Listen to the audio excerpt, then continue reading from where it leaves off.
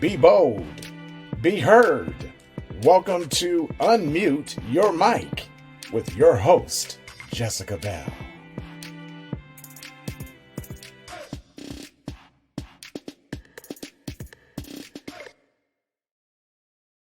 The views, information, or opinions expressed during the podcast are solely those of the individuals involved and do not necessarily represent those of Unmute Your Mic. Hello, everybody. Welcome to another episode of Unmute Your Mic. My name is Jessica Belle. I am your host, as always, from Kansas City, Missouri. First of all, I want to start off by thanking everybody who has been listening to my podcast. I want to thank everybody who has liked, shared, reposted. I've been getting some great growth in shares lately. And so I just really appreciate people joining this community and finding some hope in the stories that other people have shared. I also want to make sure I thank every guest I've had so far, from season 1 to where we are now, closing up season 3. I've had so many amazing people who have shared their stories, been transparent, vulnerable, and on top of that, so many people who I've connected with after the recording. So my life has been so increased and so blessed because of this. And so I just wanted to thank everybody because there are like a million plus podcasts and there's always somebody else you could be listening to. So I thank you for listening to me. I thank you for everybody who's working behind the scenes, who helps, who do the voiceover work and the editing. And this is not a solo project. So I also want to remind you guys, we do have a website now. It's unmuteyourmic.org. And so on there are going to be some pretty amazing things coming. I've partnered with Part Rebel. So we're going to have some personal items coming out: beanies, masks, bracelets, tote bags. Really excited about getting that out and getting some Unmute Your Mic apparel to everybody. So I'm really excited. Today, I have a good topic. It actually was a requested topic. So on my Instagram page, I had posted, what should we talk about? What are some of the things that you would all want to hear, because as you see, it is just me today. I just wanted to come in, share a little bit of my heart about this specific topic because it is something that is very personal and near and dear to me. So if you've been seeing the flyers over the last couple of weeks, we were talking about finding your tribe and knowing your tribe. Basically, your tribe being the people that you surround yourself by, the people that you are with on a regular basis, the people that you allow to speak into your life, the people that you allow to pour into you. And how really important it is to make sure you have the right people around you. So I titled this Friends, Fans, and Haters. And really, I don't ever really like talking about haters because I feel like they're completely irrelevant in our lives. But in this instance, I think it's very important because it's good to know if you have one in your midst, but also we can accuse a friend for being a hater when they don't tell us what we want to hear. And so I'm going to start with friends. So obviously, a lot of us, we feel like we can define and we know what a friend is, who a friend is. It's somebody who supports us, who has our back, who loves us. But I think there are moments in our lives where we think the people that we have that we assume are our friends or family don't really have our backs because they're telling us stuff we don't want to hear. There have been many instances in my life where people have had to have hard conversations with me. And they were conversations that I did not like, conversations that I walked out of and thought, man, this person doesn't care about me. But in all actuality, they did care about me and they didn't want to see me walking down the wrong path. They didn't want to see me with the wrong people. And also when you're talking to a friend and you're dealing with a friend, when you know their heart, when you know that they have a heart for you, when you know that these people are working day in and day out to try to make sure that, you always get the best out of your life, then when they tell you something that you don't want to hear, though it may hurt, it's coming from the right place. And so those are the people in our lives that we really have to cherish. And we really have to make sure those are people that we don't use. And those are people that know how important they are to us, because it is rare. And it's not that there are not a lot of good people out here, but you just don't always click with everybody. So when you find your tribe, when you find your group of friends, your group of people who it's a mutually beneficial relationship, those are ones you want to hold on to. So just really making sure and understanding that the friends we have in our life, um, that they know that they're your friends, but most importantly, that you're a friend to them. That was one thing I really had to review in my life over the last couple of years, is just making sure that I had mutual relationships, making sure that I was a good of a friend as people were to me. And if I can be honest, there were times I look back in my life where there are people who were really great friends to me, and I could look back and say I think they were a better friend to me than I was to them.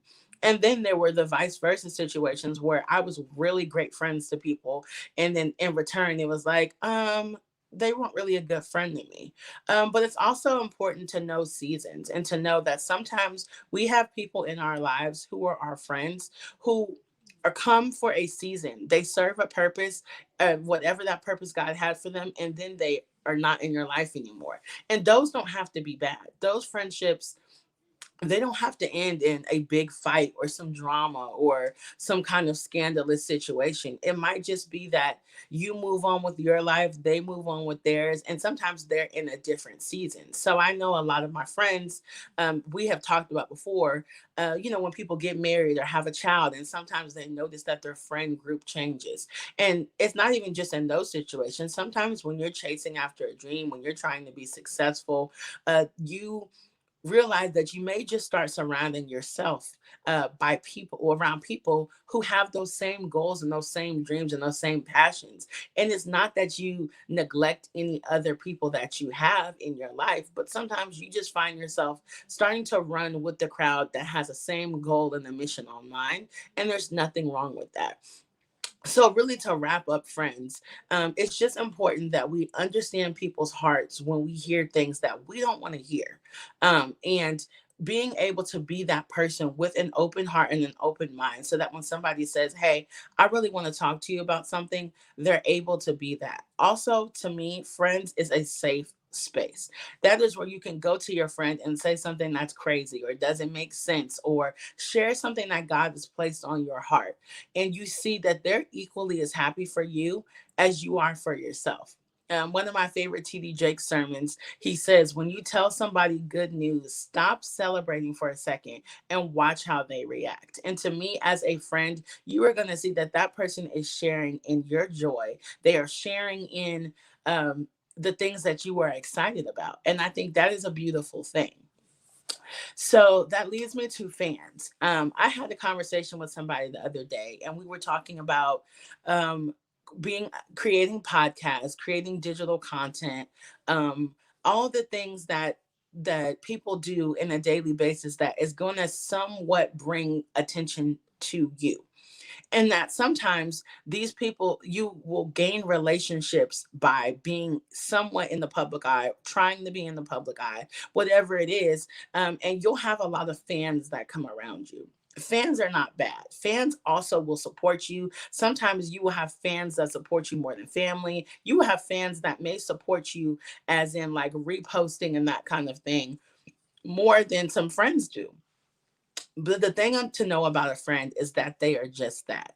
Fans, if they are not your friend and they are only your fan, they're around you because they like what you provide to them. Meaning, if you stop providing the digital content, if you stopped doing the thing that they were a fan of, they would just go find the next person. Is that wrong? Not necessarily, because they're around you because they like what you provide. But also, it's important to know that, because if you try to take a fan and make them a friend, it is going to be very hard when you decide to go do something else and you're wondering why that person is not supporting you still. Some fans you may never even meet. I believe that in this world, we have people who watch us that never talk to us, that never reach out to us, that never say anything, but they are watching how we move. They are watching how we react to things. They are watching how God is using us. And I think sometimes fans do like seeing the drama in people's lives, but it's because they're watching it. It's like a movie. It's not something that they can truly like. They don't know you, and so I think there are instances where sometimes you may meet someone who is a fan, and you might be like, "This is a really cool person, and we should be friends," and that's not wrong either. But it's always knowing where to specifically place people so that you don't get your feelings hurt.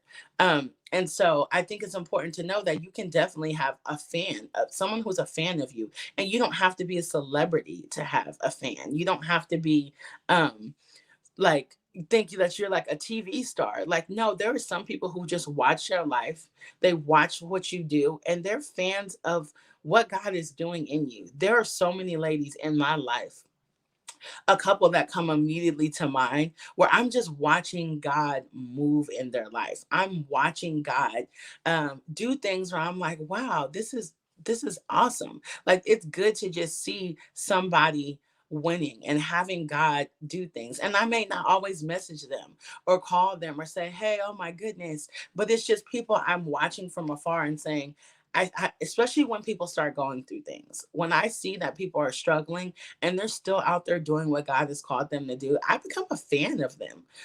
Even if I don't know them, I think that's why we love sometimes following people on social media, or we have those YouTubes that we watch, or we have, those people that we follow on Twitter or Instagram or whatever it is, and we've never talked to them a day in our lives, but there's something about them that intrigues us, and we want to know what's going on with them. So there's nothing wrong with that. But the last topic I want to talk about are haters. And like I said, I don't really like that word because I feel like, I don't know, I feel like I don't even like talking about them because I feel like it gives power. But I think it is so important that we talk about what haters are and what they look like. The reason why it's so important is because sometimes haters do a very good job as disguising themselves as our friends, and that's dangerous and it's hurtful. So a hater doesn't rejoice when you rejoice. They they don't really want to see you win, but sometimes they may say that they do. But sometimes a hater is really that person in the secret who is preying on your demise or excited when things aren't working out. I've also know that some of the haters I've experienced in my life have been people who don't want you to excel above them because they're not willing to put in the hard work to get whatever it is that you have. And that is it's a sad thing when you realize it, but it's also freeing at the same time because we have to make sure that we truly pray and evaluate the people that are around us as God is calling us into our next season of our life. And so, what you don't want to be doing is walking into all these amazing things and have somebody around you who's praying for your downfall every step of the way, or to have somebody around you that when they find out this thing didn't go through or that thing didn't go through, that they're secretly like, oh, yes, because this person will stay at the level that I'm at. I think that being a hater is a very, it's someone who's jealous, but it's someone who's also missing something inside, and they're not happy enough with themselves, so they have to hope and pray that something else happens to somebody else. And really, the trickiest things are the people who are haters in disguise. So these are the people who maybe they have been in our life for a long time. Maybe it's a friend you've had for 10 or 15 years. Maybe it's a family member. Maybe it's somebody who offers help. And that's even the saddest part. It may be somebody who is like, let me help you with this. Let's connect. I want to partner with you. Let's do this or that. But the whole time they're either trying to just get something from you, or they're throwing shade in ways that cause you to lose self-confidence and cause you not to want to walk in what it is that God has called you to walk in. And so these people, we have to be really careful. And sometimes a hater is really good at disguising themselves. And that's when we have to go to God. That's when I have gone to God and say, Lord, like I know I've known this person for a very long time. Or maybe I haven't known them for a long time, but the way that they're moving, there's something about it that's not sitting right with me. There's something that seems shisty. There's something that seems like there's not good intentions. So remember, like I said, a friend can say something that you don't like, but they're saying it from a pure place of wanting you to be the best version of yourself. But a hater may just be saying something like you offer out an idea like, hey, I really think it would be a great idea for me to start doing this clothing line. And then the hater comes and says, well, why would you do a clothing line? That's stupid. There's so many clothing lines. The friend would say, that's great. I think you should write out a business plan. Let's figure out what's going to make your clothing line different from everybody else's. And then the fan's perspective is, can't wait for your clothing line. I'm going to buy everything. So they're not necessarily sending help your way, but they're also not necessarily sending hate. They're just ready for the product to be birthed. I say all this to say that it is so important to make sure that we are surrounding ourselves with the right people on a regular basis. I believe that we are the people we surround ourselves with. And because of that, sometimes we have to do the hard work of evaluating our circle.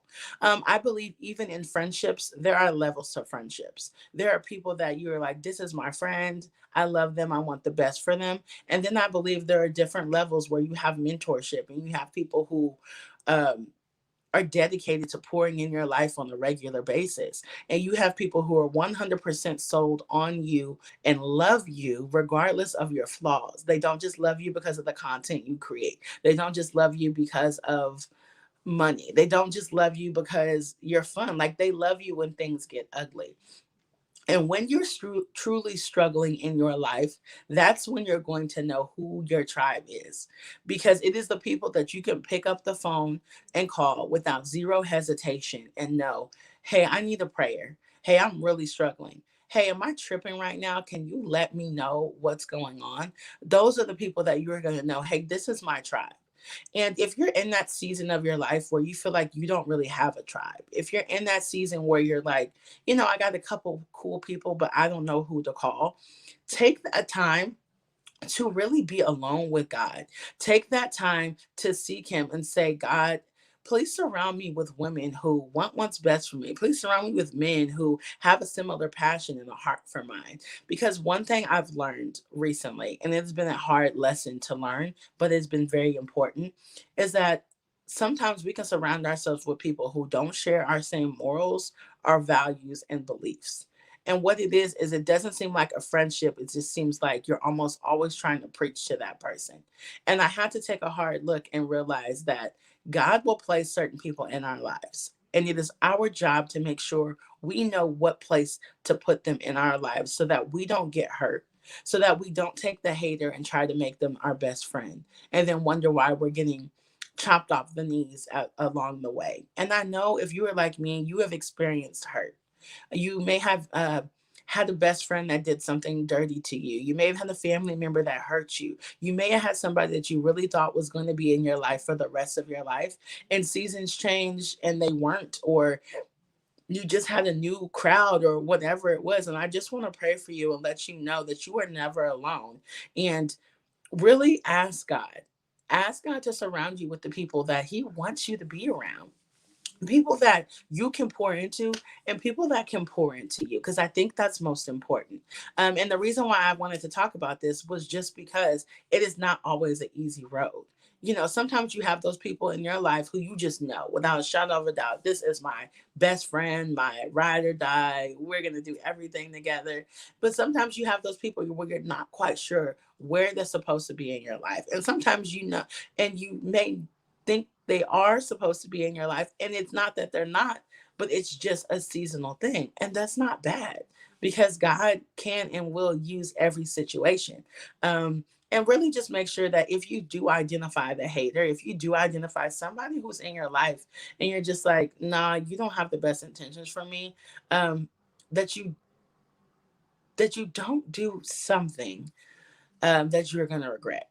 So, be very mature about it if you decide that somebody's not supposed to be in your life.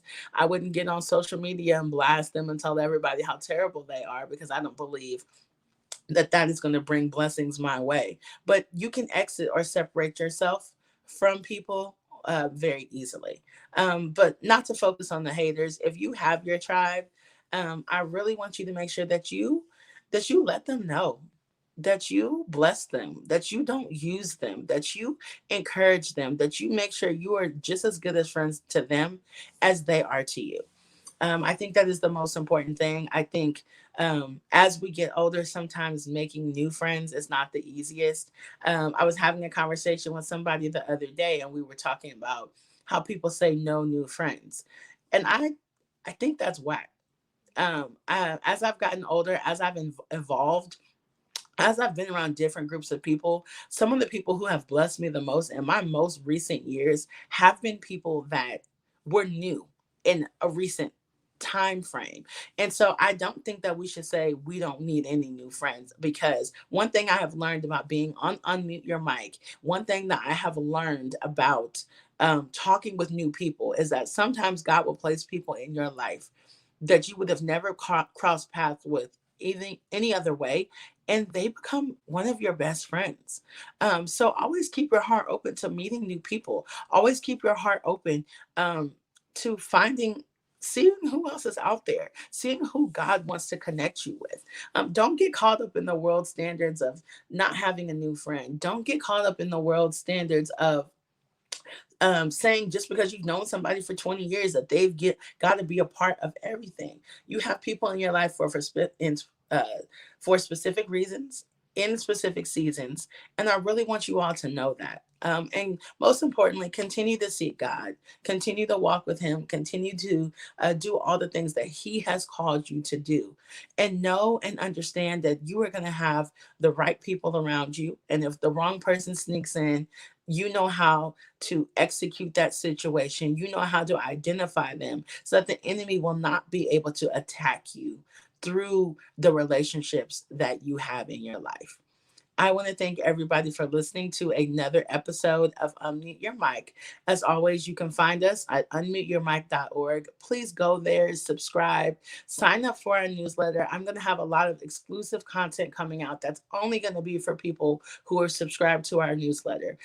Please continue to follow us on Facebook, Instagram, Apple Podcasts, and Spotify. You can find all our past episodes there. Again, I want to thank everybody for listening. Please continue to be bold, be heard, and unmute your mic. God bless.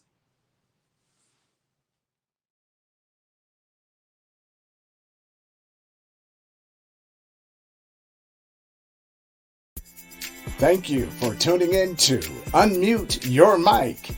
Be sure to tune in next time when Jessica takes her mic off mute as she continues her journey to find stories that inspire and uplift our communities.